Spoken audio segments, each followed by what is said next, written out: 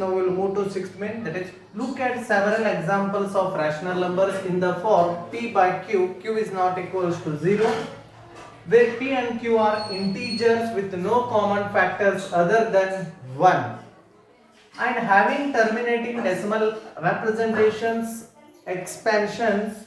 Can you guess what property q must satisfy? Okay, dear students, now we have to consider some examples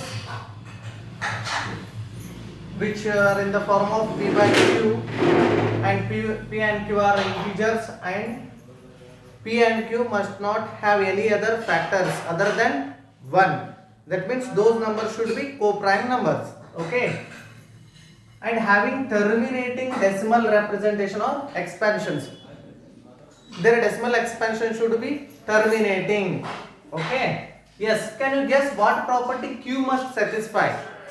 Okay, p divided by q, denominator q, which property it satisfies? They asked this one. Okay, yes, I'll consider a few examples. Example number 1, consider 1 by 2, or you can write like this also. Since dividend is or divisor is greater than dividend, we can't divide it. For that reason we will make it as 10. If you make it 10, we have to take one point here. Okay, 2 5s are 10, 0. Therefore quotient what we got here, that is 0.5. Okay, consider second example, 2 divided by 5. Okay, 2 and 5 are co-prime numbers. Okay, yes, since 5 is greater, that is the divisor is greater than dividend 2, therefore we will take 1 point, means it will become 20. 5 4s are 20, therefore it is also terminating. Okay, yes. Next, third example you consider. Consider 3 by 10.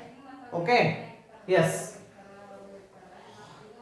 See here, to divide 3 by 10, we require here 1 0. That means we have to take 1 point here, or 10 3s are 30. It is terminating. Since, see here, what you are observing, the denominator of the p by q or rational numbers, either it may be 2 or 5 or 2 or 5, both. That means 10 may be written as 2 5s are 10. Okay, yes.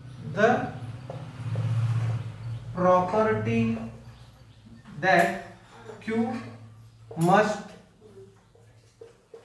satisfies that prime factorization of q must have only powers of 2. Powers of 2, that is 2 raised to 1, 2 raised to 2, anything. Okay, or